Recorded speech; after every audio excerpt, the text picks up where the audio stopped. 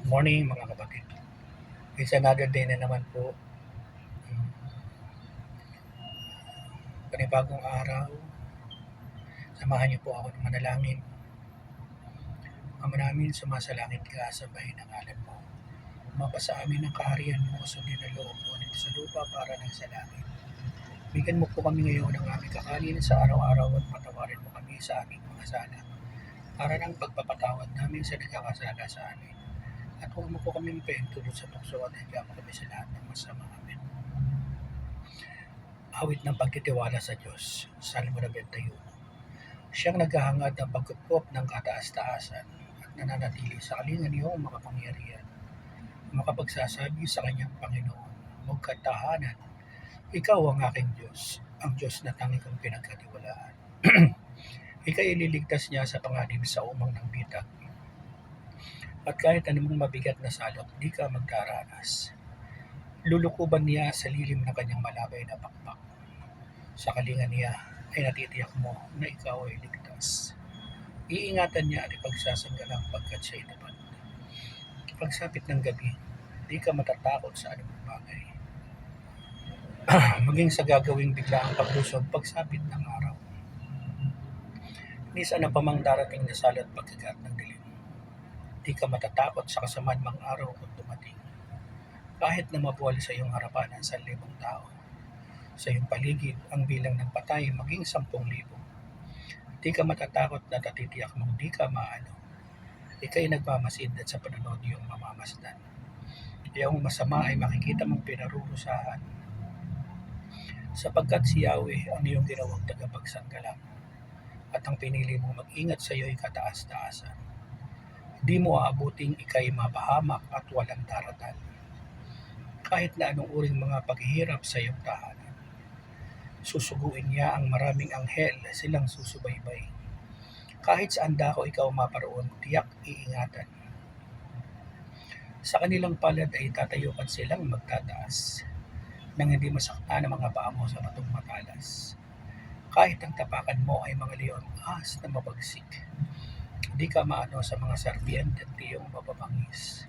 Ang sabi ng Diyos, aking ililigtas ang tapat sa akin, at iingatan ko ang sinumang taong ako'y kikilanlin. Pag sila'y tumawag, laging handa ako na sila'y pakinggan. Aking sasamahan at kung may hilahil ay sasaklolohan. Aking ililigtas at ang bawat isa ay pararangalan. Sila'y bibigyan ko at gagantimpalaan ng mahabang buhay. At nakatitiyak na ang tatamuhin nila'y kaligtasan. Maaring ipinit ko ang langit at hindi pumatak ang ulan. Maaring padala ko ng mabalang upang salantain ang lupaing ito. Maaring palaganapin ko sa aking bayan ang salot. Ngunit sa sandaling ang bayang ito na aking pinili ay magpakumbaba. Manalangin. Hanapin ako at talikdan ng kanilang kasamaan. Tiringgin ko sila. Patatawarin ko sila at ibabalik ko sa kanilang lupain ng katiwasayan at kasaganahan. Ito ang mga salita ng Diyos. Salamat sa Diyos. Pinupuri kita, Panginoong Yahweh El Shaddai. Muli, magandang umaga po. Lord Yahweh El Shaddai, maraming salamat po sa panibagong araw, sa panibagong buhay, sa panibagong kalakasan na dulot mo po sa akin ngayong araw na ito, Panginoon. Lord, samahan mo po ako sa aking pagmamaneho. Saan man ako dako pumaroon, Panginoon, protection mo po ang aking pangahawakan, Panginoon. Lord, maraming salamat po sa mga blessing na paparating, Panginoon. Lord, ako'y nananalig at nananampalataya na ikaw po ang magdudulot ng lahat. God will provide. Ikaw po ang aking Diyos. Panginoon, thank you Lord, Yahweh El Shaddai. Maraming salamat, Panginoon, sa banal na sulatan na aking pong nabasa. Napakagandang pangako, napakasarap panghawakan, Panginoon. Ang aklat ng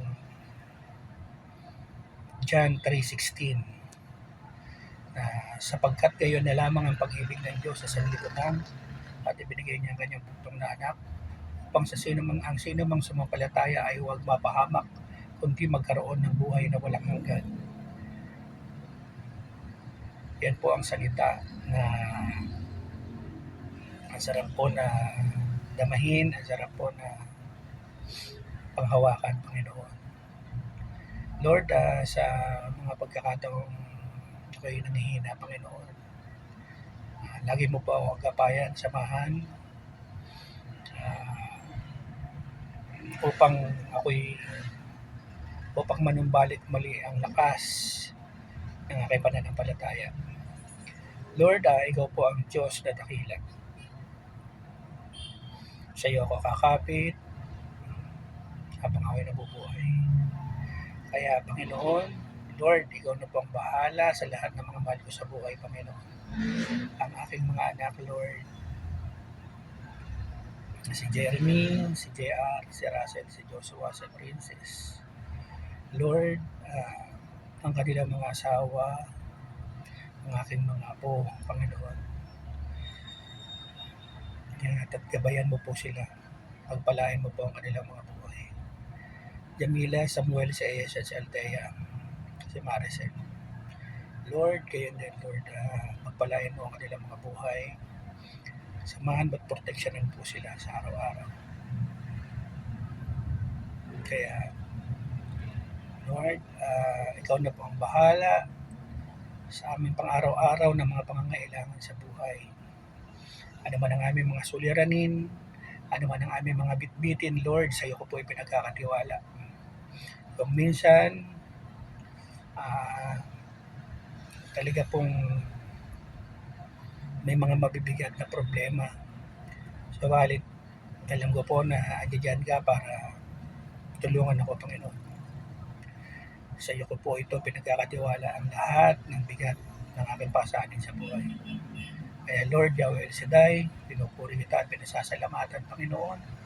At ibinabalik ko ang kapurihan at pasasalamat, parangal sa aming tagapagligtas na Panginoong Jesus. Amen and amen. Thank you, Lord. Thank you, Jesus. Hallelujah, hallelujah, hallelujah.